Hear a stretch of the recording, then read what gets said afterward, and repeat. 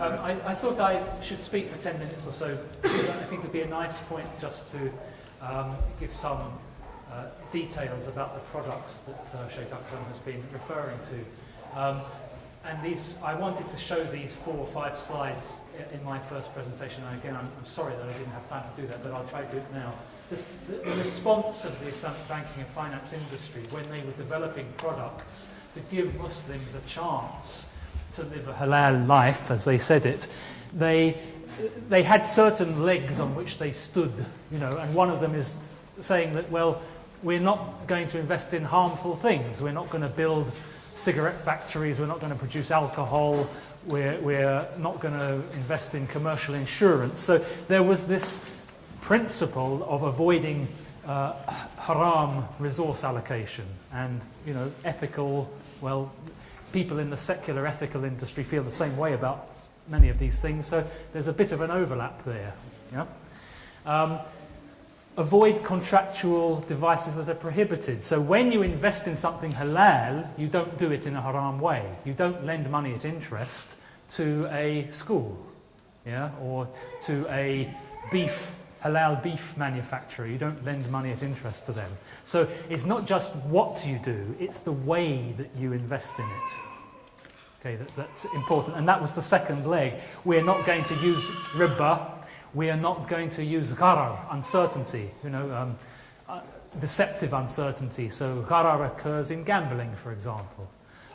You either lose your bet or you win. There's uncertainty as to what the counter value is. Either you get nothing and I get something, or you get something and I get nothing. This is gharar. Commercial insurance is a form of gharar. If the house burns down, you get 100,000. If it doesn't burn down, the insurance company keeps 100 of premium. So either they get something, you get nothing, or you get something and they get only a little. So gharar, avoid that. Avoid double deferment, margin trading, things that are prohibited in Islam. And then this third pillar was promote the development of the ummah. So the Islamic Development Bank would say, well, we'll invest in water purification projects in Somalia, or we'll help develop the ummah, we'll build roads and universities. And so there was actually this positive thing, not just avoid the haram, but let's do something that helps the ummah. Let's do something halal. Okay? So that was how the industry developed. And then I put this little table here. If you look in Islamic law, you can see this wealth creation and wealth transfer, these 2 basic ways of acquiring wealth. I can have wealth transfer from you. I get something, I give nothing. And that's existing wealth which is transferred to me. Or we can create wealth. We can build something, make something new. Create new wealth. So we have these 2 ways of dealing with wealth, and we have 2 reasons for doing it. We can do it for personal gain, or we can do it not for personal gain in the dunya, not for personal worldly gain. And this little chart shows you, so we can create wealth for personal worldly gain. That means we can trade, or we can invest, or we can work for a living. It's the top left. Wealth transfer, not for personal gain, we give. Vis-a-vis. So everything here is permitted except what's in the top right corner. Wealth transfer for personal worldly gain is prohibited. So theft is prohibited. Usury is prohibited because you get interest charge, you give nothing for it. See? Okay?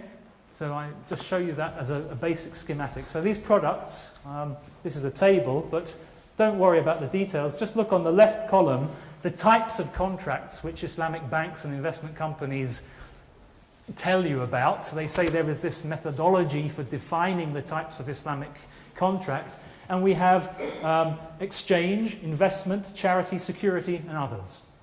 That's the basic methodology. So in a contract of exchange is trade. I give you something, you give me something. Ownership exchanges. You give me £100, I give you a watch.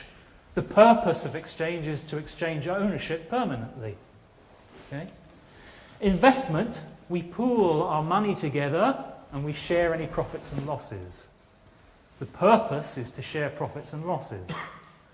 Now, Sheikh Akram referred to this, the Hanbali definition of partnership has been imported directly into English law. An association of 2 or more persons for the sake of making and sharing profit. That's the Hanbali definition, directly imported into English law. Charity I give, I get nothing. The purpose is for you to get and for me to get nothing. It's vis-a-vis, I earn a reward with Allah, inshallah. Okay? Contracts of security, mortgages, guarantee. My father can guarantee my loan to you, interest-free loan. Yeah? If I don't repay, my father will. That's accepted. My father can be a guarantor. Yeah? A kafir. So these are the tools with which the Islamic finance industry started to play. Yeah? We have on the right, bay', trade. Ijara, I sell you the use of a car. It's accepted. You pay, and what you get is the use of the car. It is a sale of the use of the car. Not a sale of the car, but a sale of the use of the car. Okay? It's accepted in Islam. Okay?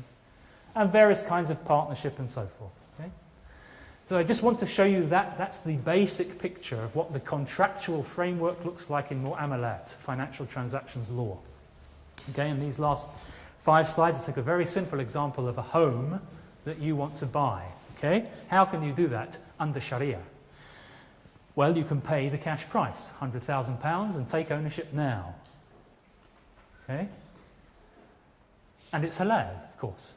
It's a form of exchange. But people don't have £100,000 cash lying around. So, well, in the Muslim world, what has typically happened over many centuries is that the developer or the seller of the house says, okay, you can have the house and you pay me in installments over the next 10 years. And the four madhahib have accepted that you can increase the price for installments. There's a general agreement among the madhahib in Sunni law that you can increase the price. What you would have sold 100,000 in cash, you agree a price of 150,000 for installment payment over 10 years. Okay? This is not riba according to the classical jurists, because one of the rules is that you cannot have riba in a money for goods transaction. It's a very important rule. Okay, but let's say the developer, well, he's spent his money paying his labourers and for his materials and so forth, and he needs to get the money now. He can't wait 10 years to get his money back. This is where the Islamic banking industry comes in, and it says, okay, we will put ourselves between the developer and the home buyer. Here is the Islamic finance company, the Islamic bank. It steps in between and it says, I will pay you, Mr. Developer, £100,000 now, and I will take immediate transfer of title. Okay? So I own the house now. And then I will sell the house to the home buyer immediately. The home buyer takes possession, ownership of the house immediately, here, but he can pay 150,000 in installments over 10 years. Okay, so the finance company provides the cash and the home buyer buys the house. Now the banks argue that this is halal trade because the finance company bought and then it sold. And Allah has permitted trade and forbidden riba. Okay. My view, if this happens on its own, if there is no connection between this transaction and this transaction, if I buy a house today and I'm a bank, okay, and then tomorrow I think, oh, I'm going to sell it. Do you want to buy it? And you say yes. And I say, do you pay installments over 10 years? And you say yes. And I do that transaction independently, no connection between what I did yesterday and what I do today, then it's halal. By the consensus of the madhahib, that transaction is halal, per se. Okay? But what the Islamic banks are doing is they are adding something. They are adding that initial promise to buy. The home buyer says to the bank, if you, the bank, buy the house, we, the home buyer, will buy it from you. And this changes everything. Because this is now a combination of contracts. And when you combine 2 or more contracts together, you can produce riba very easily. Okay? I could lend you £100,000 card Hassan, free of interest, yeah? Then I could ask you to give me a promise that when you repay, you will give me a gift of £10,000. Yeah? So, interest-free loan, promise, gift. 3 contracts, or 3 transaction elements. Yeah? On their own, he can take an interest-free loan, it's halal. A promise is halal in Islam. A gift is halal in Islam. But if you combine them, then it's well known to be a legal trick for producing interest, because the gift is in effect an interest charge. So when you combine this sale with this sale, for the finance company, it gives 100,000 and gets 150,000 later. It looks like riba. It looks like money now for more money later. But the thing that assures it contractually is this promise to buy. Okay? And the next example, ijara, this is what they would call an ijara mortgage. Again, the finance company buys the property, but it doesn't sell it now. What it does is it rents the property to you for a rental of 50,000 over 10 years, 5,000 a year. Okay? And at the end, they say, you buy the property from us. So it's a rental for 10 years, and at the end, you pay 100,000 to buy the property. This is what HSBC did in the UK with its ijara mortgage. Okay? Again, you can see the bank is giving 100,000 now in order to get 150,000 later, and to assure that it will get 150,000 later, the home buyer promises to buy the property, and the bank promises to sell the property. Two-way promises. Okay? So those are the contracts that we're seeing in Islamic finance, and the critical problems here really are around this promise, which connects more than one contract together. That's a major issue. Another issue has been that they have linked these rentals. They haven't fixed them, but they've said we'll decide what the rental is based on the Bank of England interest rate. So every year we will say that you owe us. It's not something you owe, but it's not a debt legally under Islamic law, but they will say you have outstanding capital of 100,000, and we will apply the Bank of England interest rate to this, 6%, say. So you will have to pay 6,000 in rent. Okay? And people have complained about this. They've said, well, we don't know what the Bank of England interest rate will be next year, so there's gharar in this, uncertainty. And you're putting us in debt interest, effectively, so we the Muslims are suffering the interest-based financial system just as much as the non-Muslims. Okay? So there have been those criticisms.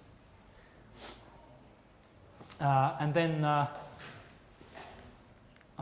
think, yes, so some of these, the last slide I would show you just to sum things up, these controversies that we have in Islamic banking and finance, one of them is about the choice of our money medium. Can we have Islamic finance if we don't have Islamic money? Okay? If someone can just print money out of nothing, well, the rest of us have to work to earn money. But this guy, he has the right to create it from nothing. You know? If someone is cheating, then someone else must be losing. Okay? The use of fractional reserves. Okay, so Muslims may have gold coins as money, but will they allow banks to create paper receipts based on this gold? It's a slightly different issue. Limited liability that Sheikh Akram mentioned. There are divisions. Justice Taqi Usmani has tried to justify limited liability by saying that Islam accepts a legal person. And he gives the example of Waqf and Bayt al-Mal.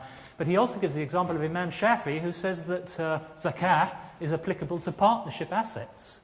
And if a partnership is paying zakah, it means you're treating it as a legal person. Okay? So this has not been accepted traditionally for commercial purposes for the entire history of Islam until recently, and it hasn't really been discussed. Just like the choice of money, the choice of limited liability in a company has not really been discussed by Muslim scholars. Contract combination and the use of promises. It is accepted, but it's controversial because people know what it's producing in the Islamic world. LIBOR linking, payment for guarantees. These are things which are common in Islamic finance. But we really have to, the exclusion of poorer clients, again, Islamic finance, you'll see it's used by wealthy clients. The poor are staying poor. One of the features of interest-based lending is that you lend to people who've got wealth already. If I lend to you, if I'm an interest-based bank, I lend to you because I see you've got a big house. And if you don't repay the loan, then I'll take the house and I'll sell it. And I'll get my loan and the interest charge back. Okay? Which means that interest-based banks, they lend to people who are already rich because they have houses or shares or gold, and the bank takes a mortgage on these things. Which means that the poor person doesn't get the loans from the banking system. If you use profit sharing as a tool in Islamic finance, yeah, then the people who get the money are the ones who come to the bank with the best looking project. Yeah? The poor person might come and say, look, I don't have any wealth, but I have this great business idea. It's going to make lots of profit. Now the bank can only make profit if you make profit. So the bank looks at you and thinks, that's a great business idea you have, sister. And it looks at you who's very rich, but your business idea is terrible. And I think, I can't make money out of you because you're going to make a loss. You might have lots of wealth, but that's no use to me. What's of use to me is the fact that you have a project that I think is going to make a lot of profit. So in Islam, when we share profits, the money goes to the poor people who have good ideas, as well as the rich people who have good ideas. Yeah? So this idea of excluding poor clients is because the Islamic banks are wanting to lend to rich people. And they're using all of the techniques that the interest-based banks use to do that. Where do we put our resource allocation? It makes me cry that Muslims have put £1 billion into Manchester City Football Club, when 3 miles down the road there is an Islamic home financing company which is doing things 100% in compliance with Sharia. And they cannot get any money. And they have a 5-year waiting list. Where are we putting our money? You know, I mean, I've been in Jeddah last week. They're building a 1-mile high tower. What? You know, is there a land shortage there or something? Why? Institutional framework. The last point. We saw a tree that grew in the soil of riba, in the soil of gharar, in the soil of materialism. And this tree grew and it produced certain fruit. Overdrafts, government debt, credit cards, stock market, limited liability. Those are the fruits of this tree. And the Muslim world looked at this tree and it said, we want an Islamic version of that tree. But if we had looked at the soil of the tree and said, that soil is riba, gharar, it's haram things, it's materialism, we don't plant our tree in that soil, we have to change the soil, then the tree that we would have grown, wouldn't have had overdrafts or government debt or credit cards. At all. In fact, if you look at old Muslim societies, they weren't in debt. There was very little debt. But we've copied this tree. So we have Islamic credit cards, Islamic overdrafts, yeah, Islamic bonds, Islamic central bank, Islamic interest rates, Islamic monetary policy. All of the fruits of the haram tree, we just put the word Islamic in front of them. And that methodology, I believe, is wrong. But the question I think we have to discuss is, there are people here, they're not trying to, Sheikh, they're trying to fulfill their needs. This man needs a place to live. He needs to pay his bill. This sister wants an education. An education, is it a want or a need? I think many of the things we're talking about here are needs for the Muslims. And the finer question that we're facing is not how do we live in this society? How the brothers, they want practical advice. What do I do? Do I go without an education? And our task, we have to know the principle and we have to know the problem. But we have to get together and build a solution. Okay, you cannot you can't ask JP Morgan or HSBC to give you this because they don't want to give it to you. That you think these guys who make $1 trillion on usury every year, they're going to design a system where people don't need to do usury? So really, I think it's almost up to us. Someone was asking, how can I finance a house? Well, there's a company in Manchester, and if you don't want to go with them, set up your own company. Get 20 brothers together who have £5,000, build a partnership, buy a property, and there you go. You've set up an Islamic home finance company, properly in line with Sharia. Sorry, Islamic home finance partnership, not company.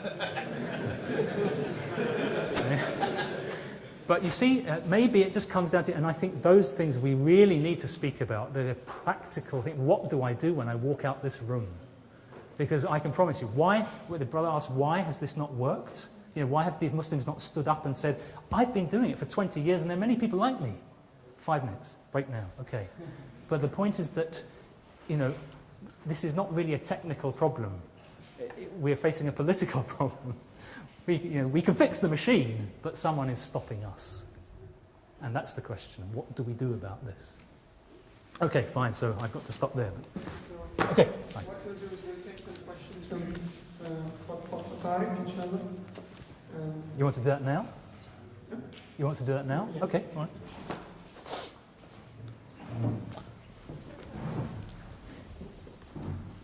Come back to you. Who put their hands up? You? Who else? Okay.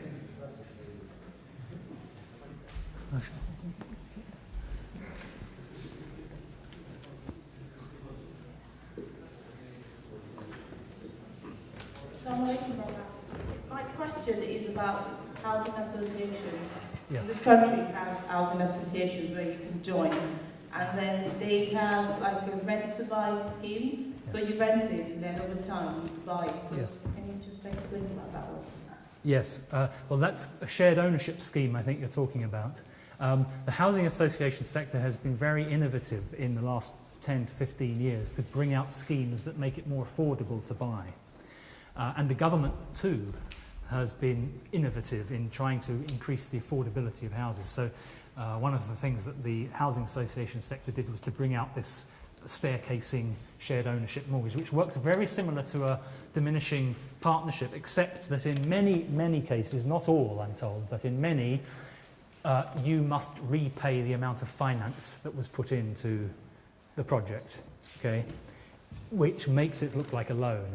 If the finance partner was actually taking a share of the property, yeah, then you wouldn't have a debt. You'd own a part of the property, and the finance company would own part of the property. So in the Islamic law, that is how the partnership works. In the shared ownership contract that the housing associations offer, it is a lease, an ijara, which is acceptable in principle. But they put a condition that says that you have to buy the share of the finance company, yeah, or they will treat it as a loan, which you have to repay. So there is that, you have to look at the contract to know which one you're dealing with. The government's home buy scheme was different. They actually said that if the property falls in price, we will take a share of the loss. So that was actually a very Islamic, going towards the Sharia as a solution. I think they've now revised that home buy scheme. And of course, they put conditions on it that you had to have a mortgage from a certain bank. There were certain banks who worked with the government in the home buy scheme. But anyway, I mean, those are things to keep an eye open. You have to look at the contract in detail. Don't rely on what people tell you. Read it yourself. Yeah.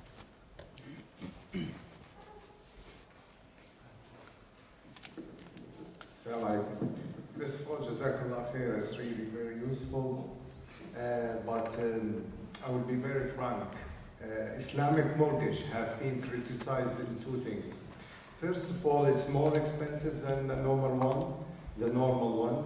Then you said names are putting like Islam interest rate, Islamic something bad. So, but in the same way you say in the Islamic mortgage, there is interest rate should be paid. Yeah. So what is the difference between the Islamic mortgage with interest rate and the normal mortgage? The last question, please, if you just clarify for us. Sorry, but that's my point. Yeah, I know, but you say that the people put Islamic in front of anything. Yeah. Okay. But we still as a Muslim we are paying interest rate. Yeah. So what is the difference between fixed interest rate and Islamic interest rate? Yeah. If you ask me that question, none. So how can I answer people who don't know? That's my point too. I mean, so what is the solution? If it's your point and my point, what is the solution? I think we'll leave that until we discuss more because they might be repeated again. It's fair. It's a fair point. I agree with you. We'll save that for the solutions session. I think I might be gone before we get there, actually. Well, we're all living in the context of the real world. If I would just ask you about a currency which is subject to high inflation, and in the crux of all of this in Islam is justice.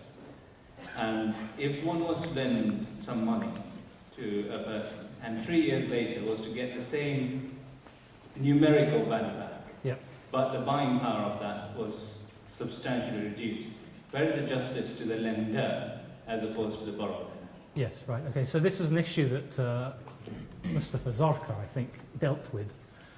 I hope I'm not prejudicing him. He said that it would be an injustice to lend money and get back less than the value that you gave, that Islam is in favour of justice, and therefore loans should be indexed against inflation. Okay? So this was one group of views that came. The response to that were one camp of people, they said, well, if you're worried about that, don't lend. Okay?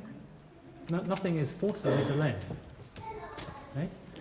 Another group of people said, yes, lend, but lend in units of gold or silver or some commodity, so that instead of lending dollars, I give you 5 ounces of gold as a loan. And you must repay me 5 ounces of gold in 5 years' time. Okay? Or the strict rule is that you must repay me when you're ready. Okay? So, in that case, you take the gold, you go to a broker, you sell it, you get the cash, and then when you've got the cash, 5 years later, you go to the broker, you buy the gold, and you give it back to me. Okay? Within this group of people, there was another group who said, no, these transaction costs, if you sell gold today or buy it, you'll pay a transaction cost of 2.5%, 3%. So you'll be paying 6% in transaction costs. And although it's halal to buy and sell gold and pay a profit margin to the dealer, the commercial reality is that it costs you 5 or 6%. Yeah? So this group of people, they said, well, we will lend you money, but we will link it to the gold price, as if we were lending you gold. Okay? So I would advise you to look at that argument. If you want to borrow money and someone wants to lend and they're worried about inflation, then ask them to either lend you gold or silver or any commodity they can lend you, or the cash value of it linked to an agreed reference. Okay, the last question. Assalamu alaikum. The question is, what's the criteria for necessity? For example, if someone wants to take out a loan, say he hasn't got any livelihood, but he needs to provide for his family, and he's got a business idea, so he needs some capital. Would that justify necessity to take out a loan on riba? That's a question for Sheikh Akram. That's a Sharia question. Yeah. I think he's desperate down here, this one.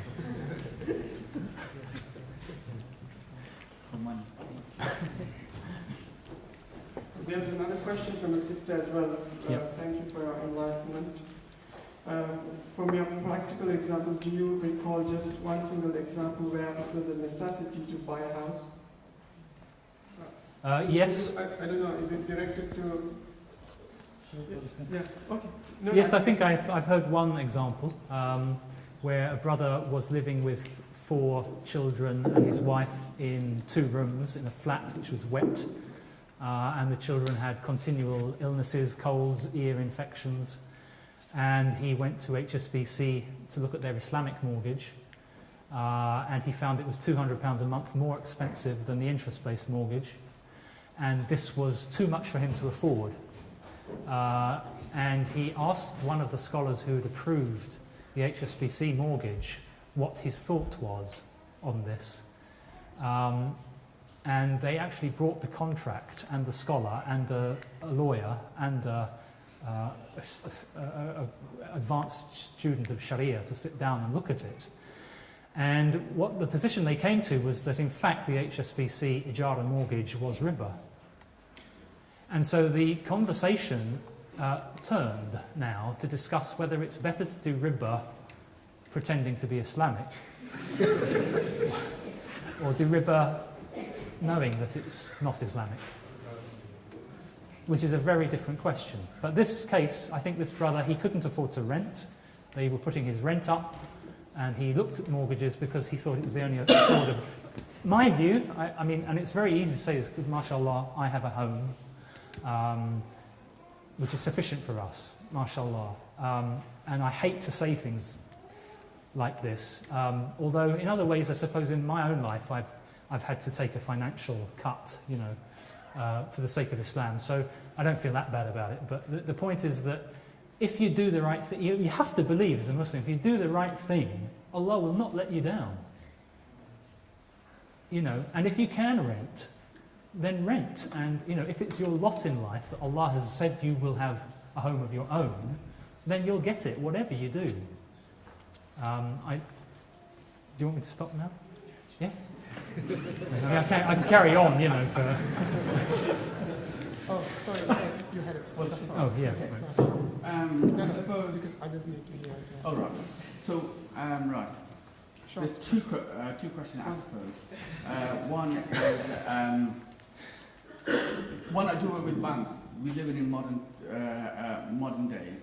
Use like a Kiva system. What system? Kiva. I don't know. Oh, right. Is that interest-free bank that's operating? Well, Like Jack no, Bank? it's not a bank. It's like a loan. And it's actually Yeah. what you're saying is that banks don't invest in the poor. So these people it's over the internet, and Yeah. it's population based. Like a crowdfunding type It's thing? a crowdfunding. Yeah, okay. So we don't need banks. Right. And why doesn't Islam then we get away from bank and we use that? KIV. Well, again, I don't believe what we're facing is a technical problem. Of course it's not technical. Yeah. So the other question, I suppose, No. But there's a system there. It's technically viable and it's working. It's helping millions of people. And one of the problems you're saying is that rich people don't lend to rich only lend to the rich. Interest-based lenders lend to the rich. These people are lending to the poor. They should do. Yes, and they are. And The Kiva, yeah. yeah. Right. So it's halal. They're not charging interest. No, then it's, So as long as there's it's- genuinely no right. charge, then So it's halal. Islamically, today, with technology, it is viable to have a proper Islamic system. Yes. So that should be there. Right. So Islamically, it's viable to have a proper crowdfunding Kiva type Yes. system. Yes. Yes, it is. So what? So why don't we have it? Well, so that was my Because- one question. Right. My second question is, Islam has been around. I'm not the moderator. I'm not responsible. Okay. So Islam has been around for 1,600 years. Why aren't these systems in place already? They were in place for a long time. If you go and read the history of the Muslim, But they're not here these now. things I were mean, they're not here now. But you have to understand why were they dismantled and by who, and why are we finding it so difficult to do the right thing? Okay, so we can then move on. So why don't we have a population-based system? Yeah, banking okay, system? you go and try and set one up. Well, there is already one. Okay, but if you want to do the right thing, if you do something which isn't going to threaten the system, Yeah, but this is international, so this government cannot. If you're saying both government is stopping you, with the international basis, it's not just it's not just the government. I mean, there's a whole system, rules, regulations, hurdles you have to jump. There's an example. Yeah, Just if I may just interrupt here, just because this is going on for too long, inshallah. We'll be talking about the solutions as well, so it might be more appropriate to discuss this question afterwards, inshallah. It would make more sense, inshallah. Because we have the technology. It's there. Yeah, no, I understand. We'll talk about it later then, inshallah. Well, it's based on microphone. It's not Jazakallah microphone. khairan for Brother Tarek El Diwany.